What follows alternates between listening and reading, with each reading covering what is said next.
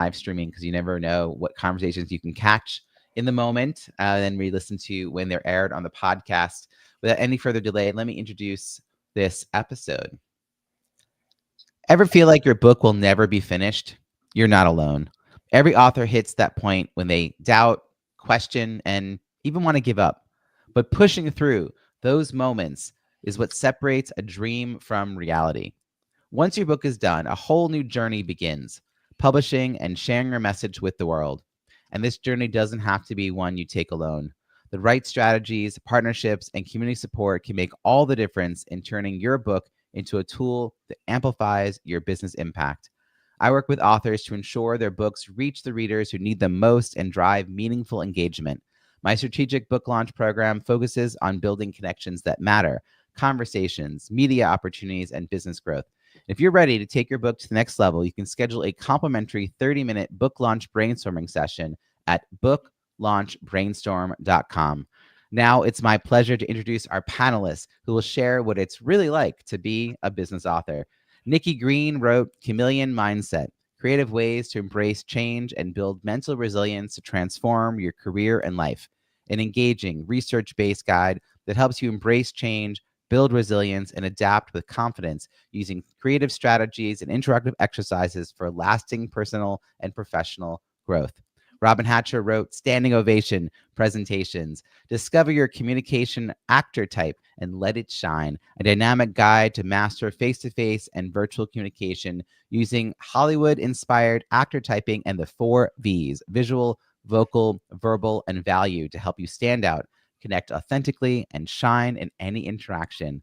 And Steve Yacovelli wrote Your Queer Career Workplace Advice from the Gay Leadership Dude, a practical and engaging guide that empowers LGBTQ plus professionals and allies to navigate workplace challenges, embrace authenticity, and thrive in their careers with expert insights, real-life strategies, and a touch of humor. Please join me in welcoming Nikki, Robyn, and Steve. Welcome all to the show. Nikki, we're going to kick things off with you. Just want to get a better sense from each of you about who your book is for. Who's the audience of readers that you had in mind? So Nikki, welcome, and kindly share with us who your reader is. Yeah, awesome to be here with such amazing other authors and just to learn a little bit more about their audiences as well. Over the last few years, a lot of people have been through some sort of change and transition, and that's really where I help people and what Chameleon Mindset is all about. Anybody that's been in these life transitions and they're wondering, what is that next step I need to take to change my career, to maybe leave my career entirely to start a new business, or maybe it's something more personal they're looking for. So I love helping people make that first big step. I think that it probably applies to most everybody listening right now. So we all need a touch of that. Robyn, if you jump in and share with us who your book is for. Yeah, my book is for business professionals and individuals who just want to get better at presenting themselves and communicating. You know, like being like in my book, not my literal book, but in my mind, every conversation is a presentation. And what happens is, like, if you're selling, if you're managing, if you're leading, if you're talking, if you're selling from the stage, you have to get better at presenting yourself. And there is not one size fits all, which is why I delve into my actor types to find the way that you present, being better at how you can be you and owning your own value. So it's for all those people. I've had the opportunity to see you present on this information in a room full of speakers, many of whom probably thought they already knew what they needed to know. We were all talking about how much we learned. So very valuable insights, and I'm glad we have access to it as a book as well. Steve, I am thrilled to bring you on here. You've got a couple of books. Tell us about this one in particular. Who is the audience for it? Yeah, your queer career is really aimed toward LGBTQ plus as well as awesome allies who are navigating their workplace world, and so it's kind of the companion to Pride Leadership, which was my previous book, which talks about leadership theory through the rainbow lens, where your queer career is applying those concepts to real world situations, a la Dear Abby kind of thing. Now, back to Nikki for a second. Is this your first book, Nikki? No, Chameleon Mindset was my 4th book, and I'm on my way to number 7. Holy cow. Oh my gosh. Okay, so we're going to pick your brain a lot today. Robyn, is this your first book? This is my first book. This Okay. is my first and my second book. Because I actually did,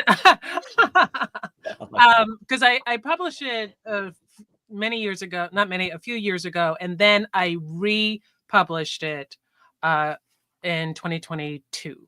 So yeah.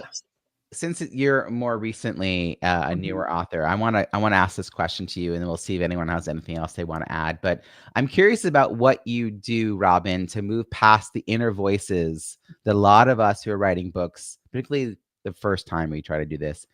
Why should I write this book? Who am I to write this book? Right? Like, I have information. Does anyone need this information? Like, there's just a lot of like, oh, I don't know how to do this. I don't know. There's a lot of stuff, but you didn't let that slow you down, and you still put this all out there. So what helps you commit and be someone who's really followed through with that intention? Deadlines. You know, deadlines are a huge thing. It's like every time, both times when I was doing the original and when I did the revamp, is I had a publisher who gave me a deadline. But when you're talking about the innate thing, I was teaching in a college setting for a while, and I was teaching presentation skills, and I was trying to get people to get a book. And I would go to the college bookstore and I would see these books on presentation skills, and I would open them and they were full of this teeny tiny print, and they were like $65 or $100. And it just made me gag. And there was no way I was going to get my students to buy those books. So I really wanted something for people to be able to get in a reasonable rate and have it be fun, not have this like tiny little like logical ways of why you should speak. It was just, they were awful. And so that motivated me a lot, because I knew that there was a place in the market that people just needed something that they would be quick and easy. One of the greatest comments I get, that it's an easy read. You can go straight through it and you can get exactly what they need. And people use it as their little Bible. They can go back and they can reference things from it. So it motivated me to give somebody else other options than to what was out there. That's awesome. Did you actually get it sold in university bookstores? Actually, it is because where I was teaching at Baruch, and this was something recent. They actually called me up and they said, we want to put it on the business recommended reading list. So wow. Yeah. Yeah. Because I think breaking into those spaces is its own, there's a lot of strategies to get into that particular market. And, you know, to have a book that speaks to that and have professors who are asking for it and then using it. And yeah. So that's great. Congratulations on that full circle. So Steve, you've got these two books. So it's kind of, you know, fairly recently you were a new author for the first time. Five books so far. You have 5. Oh my gosh. I had no idea you had 5 Well, books. I have to say, people, Robyn. my first one was my dissertation, so I just wanted the ISBN credits. So it doesn't really count. Okay, so here's the question I have then for you and Nikki. I'll start with you, Steve. When you first got started, before you knew what you know now, which is vast, there's a lot you know now. What did you think success looked like?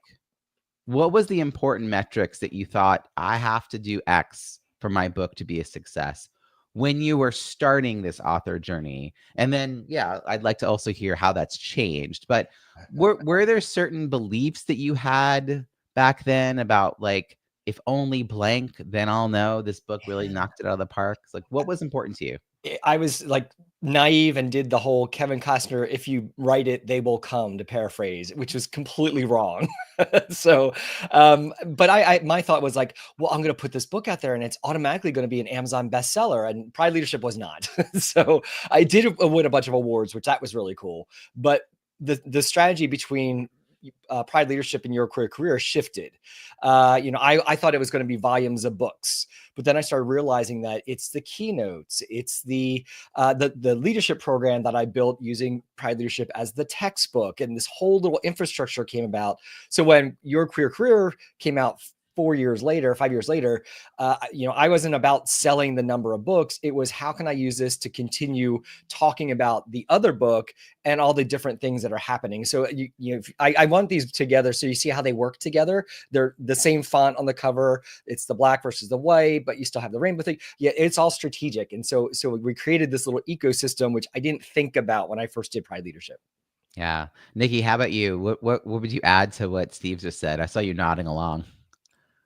Yeah, I mean, Steve definitely nailed it on the head. Is in the beginning, you don't really know, right? You're trying to create that one standalone thing and hope more than your mom will buy it. And that's really where you go. And I wrote a lot of incredible personal stories in that first book. And I was amazed at the other people who didn't know me, who bought the book, who found parallels. And I put it together as a lever for my speaking business, but it became a lever for my entire business in so many other ways. I also write fiction novels. And so it got me closer to just the writing community in general. And many of them are trying to create businesses around writing.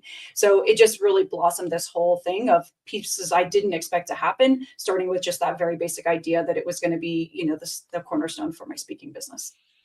I think that piece that Steve said about if you build it, they will come. And Nikki, you were like, I thought that it was going to be this like little thing and it turned into like a much bigger thing. I mean, this is part of what I think it's important to hang out with other, not just other authors, but successful authors who have built the business, people who have leveraged the book to help them grow their business, people who are turning into speaking, coaching, consulting, coursework, all that good stuff, who also created like workbooks or whatever it might be. Because a lot of these ideas, when we first get started, I think the only thing we can think about is the deadline of publishing.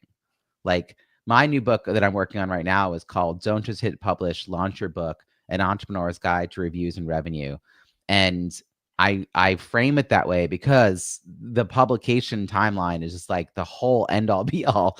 And you think, okay, and then some people are like, oh, #1 bestseller, that would be nice. Yeah, I should do that. So I'm curious, Robyn, did you fall into any of those? I mean, you're part of the National Speakers Association, which is how you and I know each other. And that's where I got a lot of this messaging, both about you need a book and don't worry about these other things. But what were the metrics that you initially thought were important? And besides, like you got this result around getting the book picked up by university, which is awesome. But how did you think about the #1 bestseller status or books being sold or all that? It was interesting. Like Nikki said, I wrote a book as a calling card. And that's that's the advice that I was going with. It's like, it's just a calling card. It's something that I could sell because I've heard from so many people that you're never going to get rich writing a book. And that's true in most cases. So I really wanted it to have like a notch in the bedpost. And something that say, yes, I have a book and you can buy it here. Now, recently it turned into something else. I'm doing a keynote and they didn't have my full fee, but it was for a company that has a different budget for books. So they are paying like part of my full fee and they're buying 300 books to make up the rest. So it's become something like that. So it's awesome. It's a great, yeah. that for speakers is an excellent observation that it's not about individual units sold. The only time I personally, as a launch strategist, focus on individual units sold is during this sort of soft launch period between the publication date and the date we announce it out loud to everyone, which is the launch date 2.5, 3 weeks later, because I'm trying to get verified reviews. So I want people to buy the book to leave the review. Therefore, it's a verified review. And that's why I'm tracking individual sales, but it's more that I'm tracking individual reviews. But after that, you want the reviews to stand out. So when people are thinking about booking you to speak or buying your book in bulk, it has that credibility. It'll just make that a little bit smoother. But yes, there are separate budgets in a lot of companies. And sometimes they can't pay you everything or maybe nothing to speak, but then they can buy hundreds of books at cost. To your cost, but you obviously mark it up and you're still getting some good money from it. I mean, there's just, I feels like a lot of possibility that you can't imagine. Nikki, what's something like finish the sentence, because I'm an author, blank was possible? Like you've done so much, I imagine, but like, what's something that stands out to you? Yeah, building the chameleon community around it. That's really what became possible. It starts with such a small idea, but it's such a great entry level product for people to get to know you at, 20, $30, whatever it might be, however they get a hold of it. And to be able to expand that into a whole community where you have all these wonderful entrepreneurs supporting each other in so many different businesses, that is really like the dream come true for me. Yeah. And it's hard to envision when you're just sitting there by yourself trying to get the ideas out of your head, right? Like it's hard to imagine that kind of success when you still don't think you have it in you to finish a book. And there's a lot of people listening who probably have half finished books, plural. I just met someone the other day who was like, I have 7 books that I'm in the middle of. I'm like, all right, pick one. Let's talk about how you're going to finish that one, but just I think that success begets success. So, Robyn, are you thinking about writing more books? Is this part of the overall plan or? Yes, I am. I have to write a new book because this book I love dearly, and it's about communication, about presentation skills. And when I first published it and when I first wrote it, that's the lane that I was mostly playing in. Right now, I am playing in communicating, leading without drama. So I have a keynote called Drama Detox. I have a keynote called Own It While You Hone It, and another keynote, Leading Without Drama. So I need a book that supports that. And I'm really looking forward to finding the time to get that done. Well, the good news is that you have done it once before. Right. So a lot of those inner voices are probably quieter because you have done it. Yeah. And I remember hearing from my National Speakers Association colleagues, the best way to sell book 1 is to publish books 2 and 3. I feel like that seed was planted early on. Nikki, you're like many, many books into this. Is there a process where you decide whether or not to write a book? I know you kind of move between genres. Like, how do you think about your author sort of portfolio going forward?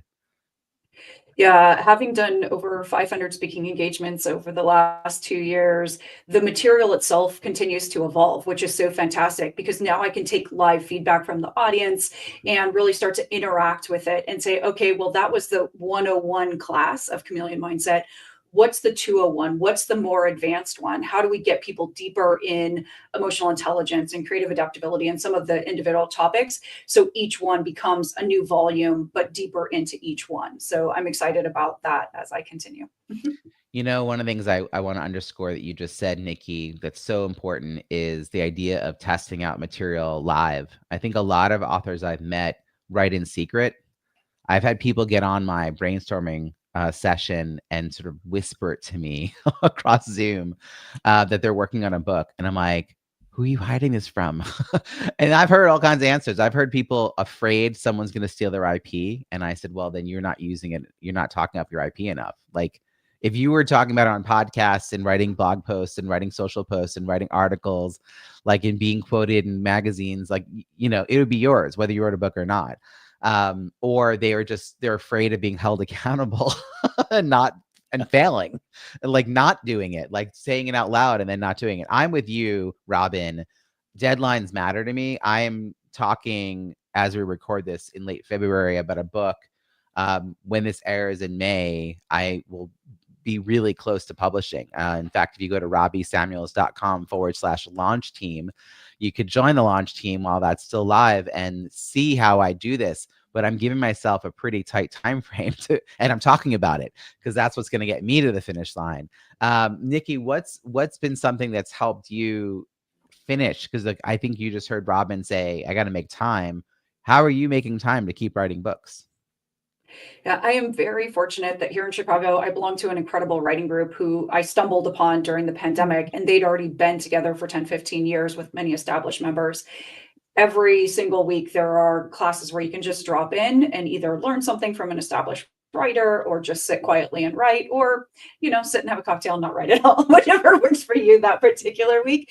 But I think that sense of community is really what's continued to help me write, even if it's other things that's not the book itself. Just keep in that habit of writing regularly, so that way the ideas flow more freely and you can finish them off later when you have that quiet time. I love the idea of a writing community. I know there's lots of different spaces around the world that do this, and there's such value because the writing itself is a very solitary experience. Like, it's between you and the paper, or you and the screen, or you and the ChatGPT AI voice bot thing that you're talking to. But it's mostly you. But if you do it, I know, like, I've also done like co-working sessions on Zoom, which is just, hey, what are you working on? What are you working on? And then go and get some stuff done. So there's like a little bit of accountability and community built into it. I like the idea of just finding those resources and also the learning space to keep growing. Steven, how are you kind of approaching finding time. I mean, you and Nikki sound like you've built out empires around your books, which takes up a lot of time. So how do you think about making space for ongoing writing? When I was starting Pride Leadership, my publisher said, "You've probably already written stuff." And I have a training company, so I'm like, "You're right. I have scripts and things." So I started pulling that in, and so when I started Your Queer Career, I started several years ago. Like I said, the idea is it's kind of like Dear Abby, but Dear Gay Leadership Dude, and I answer questions that kind of touch upon the concepts in Pride Leadership. So it's like, Dear Gay Leadership Dude, I think my boss is homophobic. What do I do? And then in 1,200 words or less, I would address that. Well, actually, I write for the Central Florida LGBTQ plus paper. I've done writing for other national queer organizations and publications. And so I've started to purposely write those things in bite-sized chunks so that I can assemble them and put them in volume 2 of Your Queer Career, because it's a rinse and repeat formula and the questions don't stop, because I do a lot of coachings with queer and ally leaders.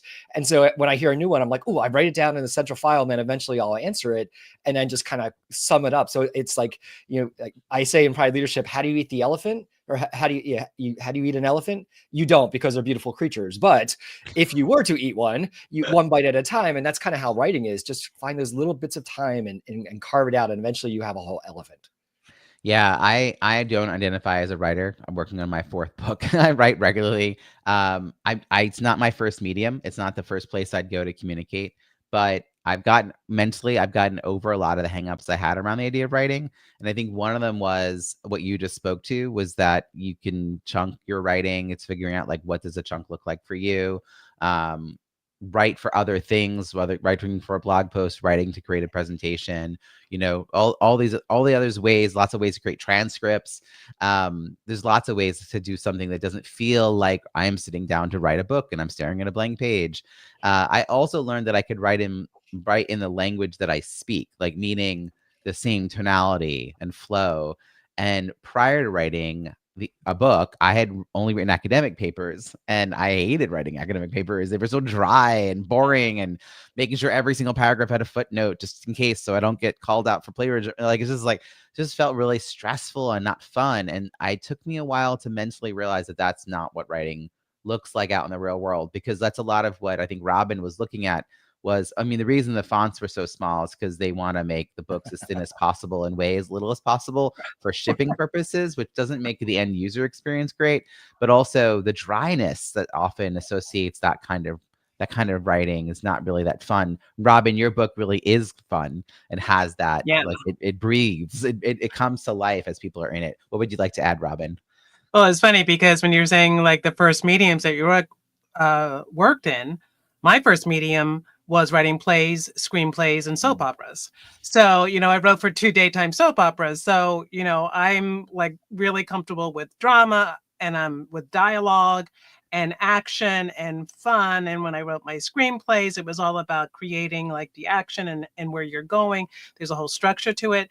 So that's why when I was just reversed. When I thought about writing a business book, I'm like, how am I going to do that?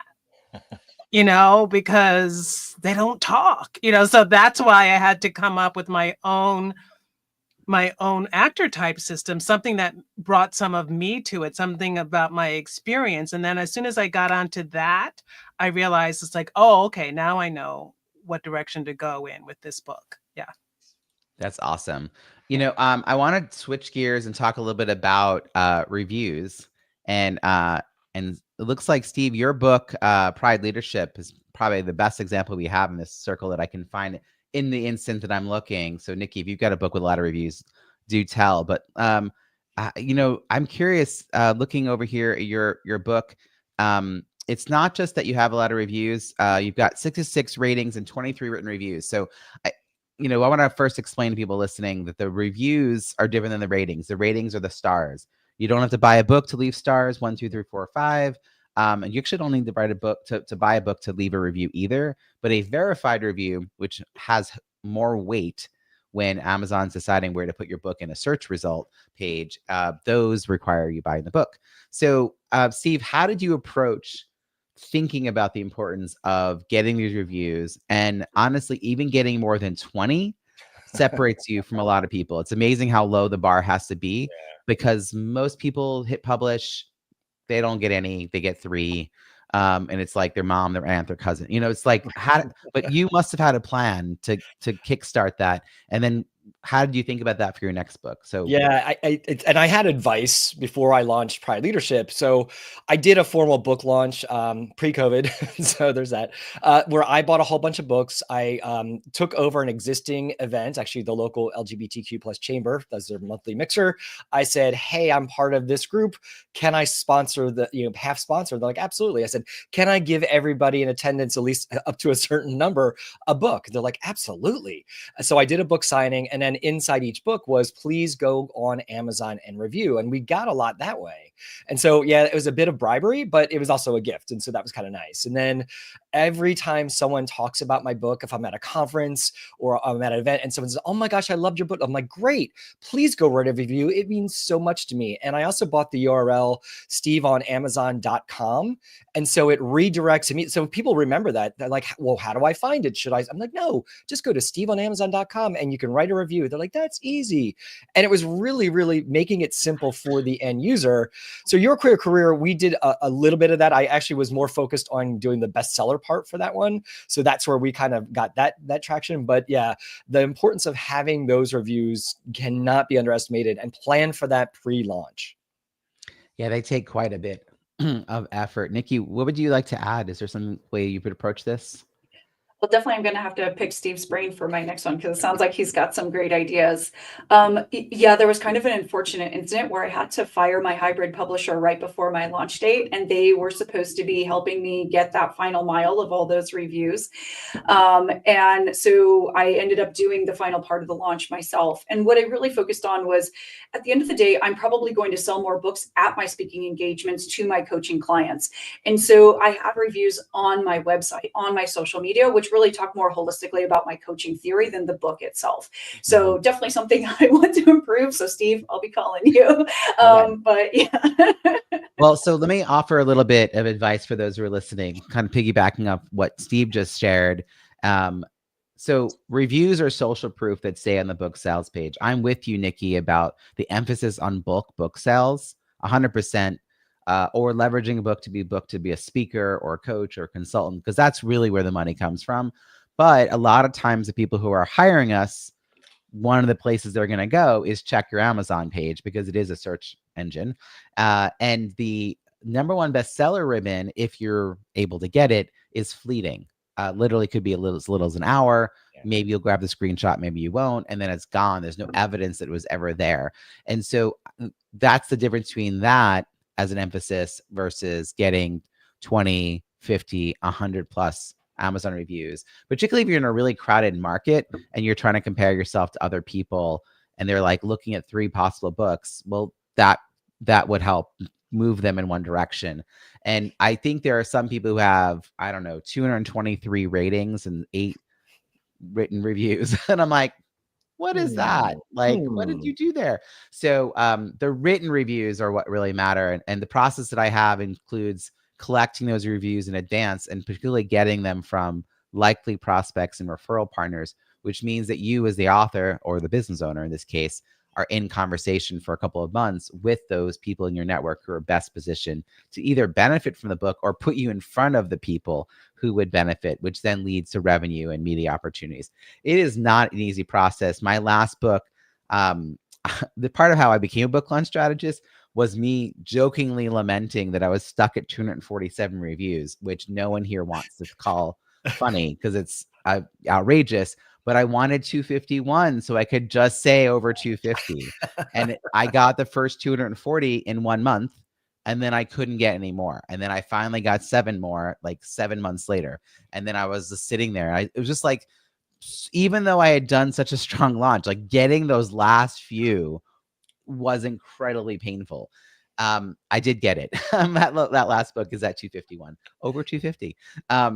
But yeah, all my books have over 200 reviews, and it's a real process to go through. But if you're getting them from your prospects and referral partners, you're building a pipeline to the speaking, the coaching, the consulting, the community groups you all have.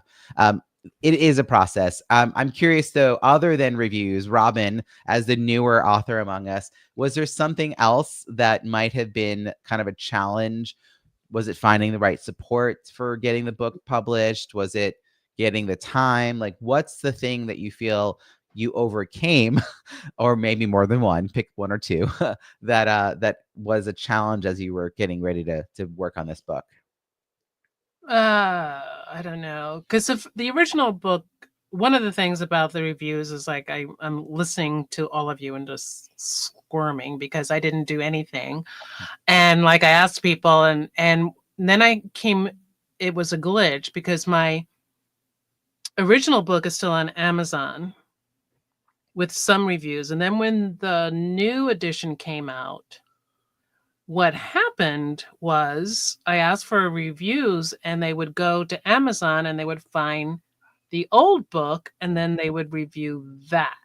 Oh, you didn't. So Amazon would not like No. let me combine.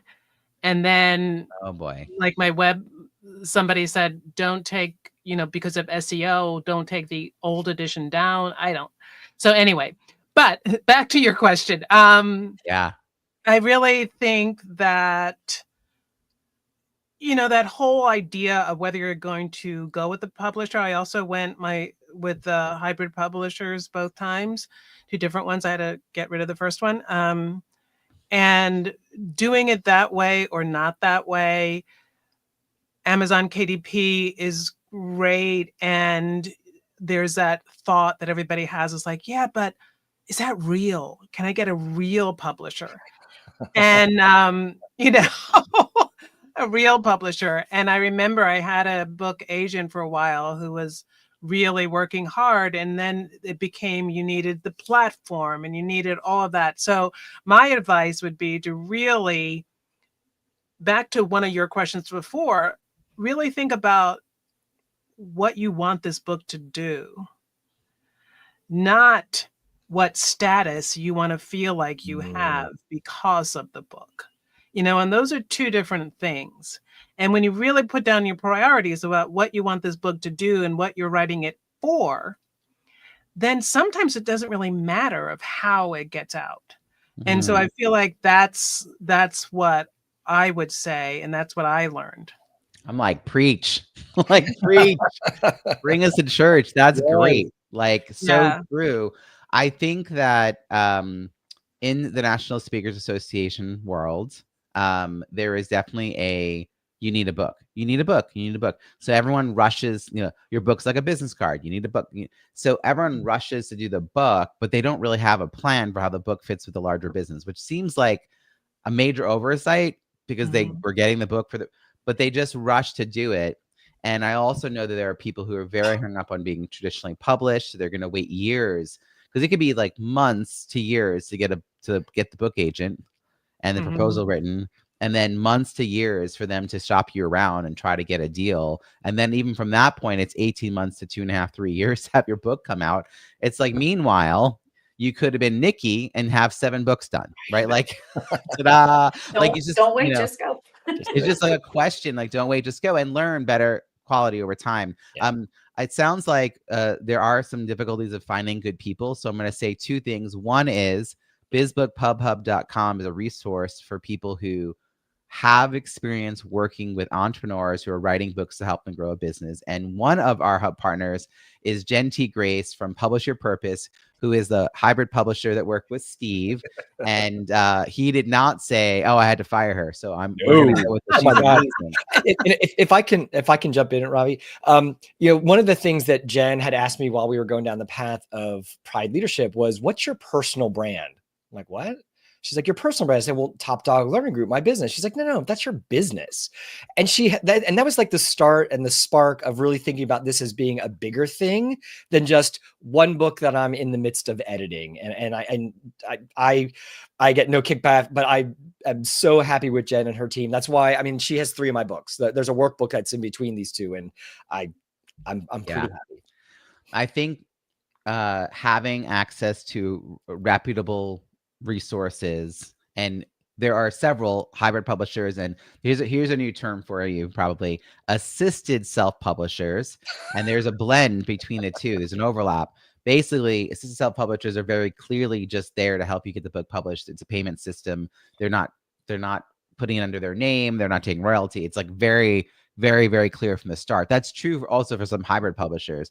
And then some hybrid publishers, they put it under their name and they do more. And some have 2 sort of tracks depending on, right? So there's all a bunch of options. But what's nice is when you work with these companies, they've already found people to work with. But on the other hand, if you are like me and you like having a lot of say about who your editor is and what your cover designers like are, like you want to have more control, and that's where you end up being like self-published and self-managed. But it's a project management like skill set you have to have on top of everything else. So having somebody who's holding you accountable, whether you're have a hybrid publisher or assisted self-publisher or just a really good VA, is really important to keep all these pieces and these plates spinning. But yeah, bizbookpubhub.com, great resource. And also part of what we've been doing is building a community of authors and writers, because then they talk to each other about what they like or don't like. And Jen actually has a great resource on the hub on her profile. It's a list of questions to ask a publisher before hiring them. So want to call that out. It's a particularly good resource. And actually Ruth Schwartz is an assistant self-publisher, and Ruth has on her hub profile like over 90 steps of self-publishing. She created an ebook and is giving away this ebook, 90 steps to which makes you realize I don't want to do this myself. That's what that's a good resource, because people are like, oh man, like did not know that. I'm curious, does anyone here wave at me if you have a really good marketing strategy that led to specifically book sales, kind of like Robyn earlier talking about being able to sell through a separate budget in a company, or something that happened. Nikki, what were you able to do that move quantities of books? Yeah, well, and definitely this is why, I was attracted to spending more time with you, Roby, is using other people's audiences, because I had so many authors in my network, both fiction writers and nonfiction. I created a bonus for pre-launch sales where if they bought a pre-launch copy of my book, they would also get copies of these other books or other materials from them. And so it created this really cool buzz where I had people coming from all over the place, non-traditional things that you wouldn't think of. They weren't just other business authors, but there were people that write horror and kids books and like a little bit of everything. And I found all these wonderful niches to be able to come and I could support them in their journey, because a lot of people were in transformations. So it was really cool to be able to do that. And then I just got to ship out this giant stack of books, not just mine, and help other authors too. So that's very cool. And of course, we connected, Nikki, all of us here on the call through one of my Kindle cross promotion campaigns. If you go to bizkindlepromo.com, you can find out about when the next one's happening. These happen 3 times a year. We all lower our Kindle book price to 99 cents and cross promote 75 plus books.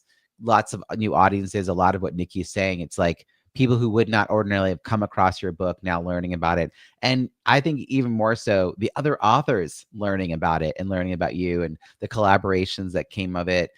Was really cool, particularly as I started to group people into certain categories together. And you were like, whoa, I need to talk to these other people who are in my category. So a lot of transformation, by the way. I put personal transformation as one of the categories. Ooh, that was a big category. So Nikki, you got a lot of people to talk to. Steve, was there anything that you wanted to share about what you've done to move books? Yeah. So what I did is I created a product, was called Book Club in a Box. And so since I was targeting employee resource groups, especially LGBT employee resource groups and some other queer business groups, if they bought X number of books through me, so then I could just immediately go in, ship them, they would get a discount on the Q&A with the author that we do for free or at a big discount. And so I said, we'll do that X number of months afterwards, whenever you want. So if you want to do it for Pride Month, buy your books in March, and then we'll schedule it down the road. And then it's just one big giant book. And it's also then kind of advertising, because I get exposed to all the folks who are part of that group. So you're selling into companies at scale. Correct. And then making it not just a one-off lunch and learn during Pride Month, which is, fine, but it's a much longer engagement with the company as a whole. And it's more touch points with all these employees. That's really cool and very, very creative. I love these different examples. I'm also curious about business goals with writing and how people, like one of the questions I ask authors when they get on my brainstorming session, and I will say over half of them cannot answer this question. So don't feel bad if you can't answer this question. But so I always say like, okay, so I am reading your book and I love it. How do I find you? And what's the next thing I can do with you for free or for money. And, it sounds like Nikki and Steve, you two like maybe didn't have all that in place when it got started, right? And then you were like, you built it. But I still talk to authors who forget to put like their email in their book. They don't put contact info, and they don't have opt-ins. So does anyone here like doing creative things, opt-ins and QR codes, bonus material, workbooks? All right, Nikki. Yeah, that was definitely what I learned by the time I got to Chameleon Mindset is how could I make the book actually interactive? Especially a lot of my clients are on the younger side. And so actually having a physical book, they're kind of like, but there's QR codes, there's playlists, there are free downloads of mini courses, there are videos that you can go watch on YouTube.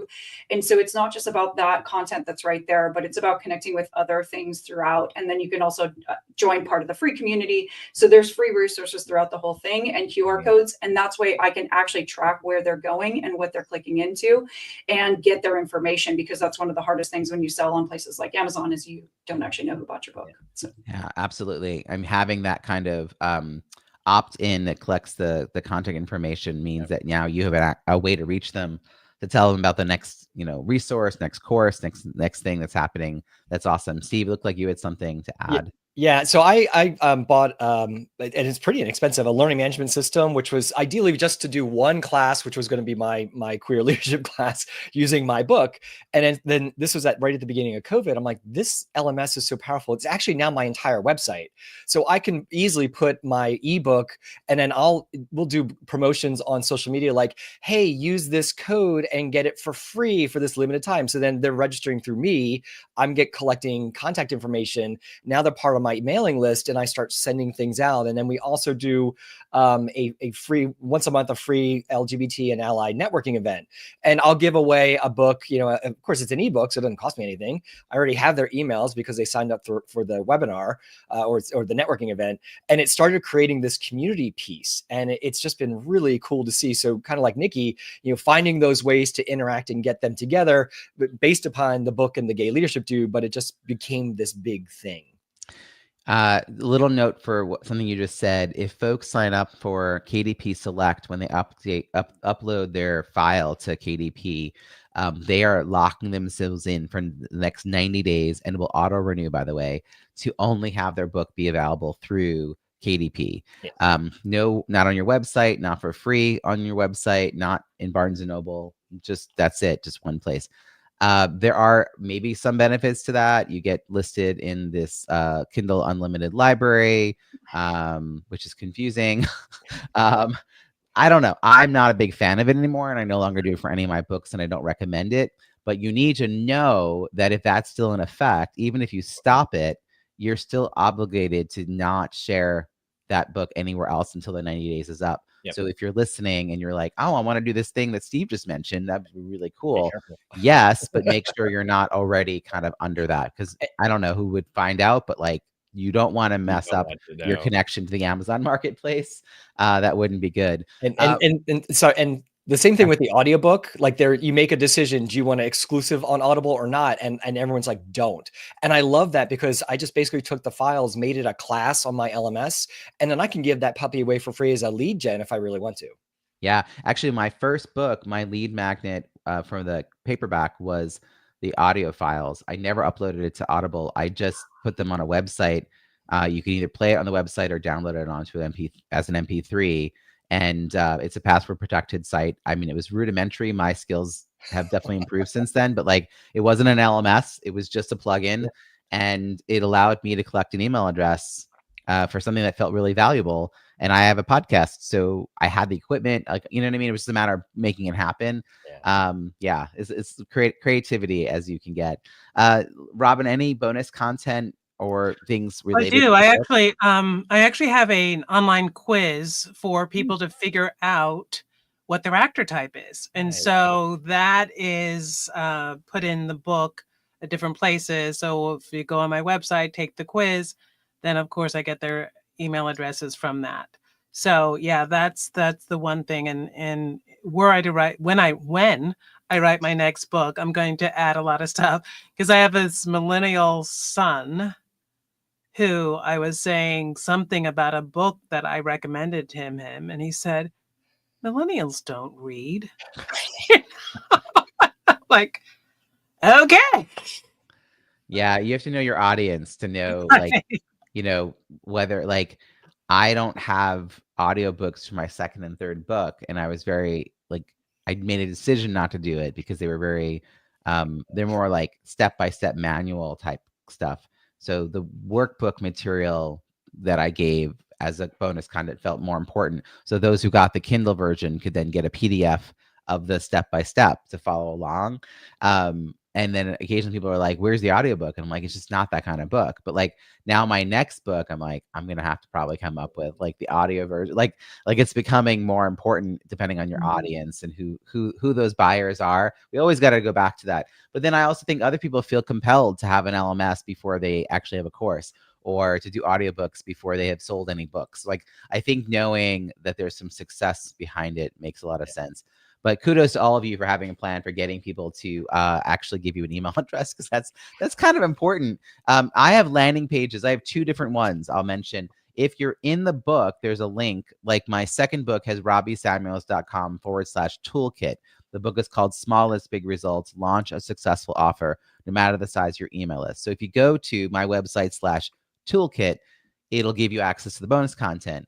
If you don't have the book yet, I direct everyone to smalllistbigresults.com, which gives you the same access, but it has all the marketing language. It has the has my bio, the editorial reviews, screenshots of the number ones that I've got. I mean, right, it's got all. See, the people who already have the book don't need that. They just need to know how to download the bonus content. So sometimes thinking that journey, the reader versus the hopeful reader journey, and thinking about how to bring people in. But I basically say on the smalllistbigresults.com page, hey, before you go and get the book, do you want to just grab the bonus content now? You know, and then they could bypass it and go to Amazon, but then they're going to Amazon through my affiliate link, which, you know, I don't know how many pennies I've collected over the years, but it's pennies. Yeah, right. And it is, I've been looking into bookshop.org, which is a way to sell books through online, but like crediting back to independent bookstores. And I think it's a great idea once your launch is done.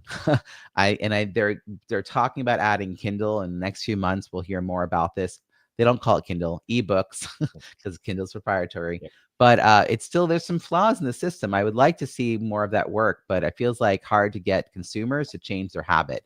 And if they already have a Kindle device, they want to be able to read their book on that. And currently that's not going to happen. So I'm looking into more. I mean, I know I'm saying this in the context of, I know what's happening in the world, friends, when we talk about Amazon, but independent authors, this is like the best place for them to get their work out there and be seen in a big marketplace. So we can't discount that and the importance of that.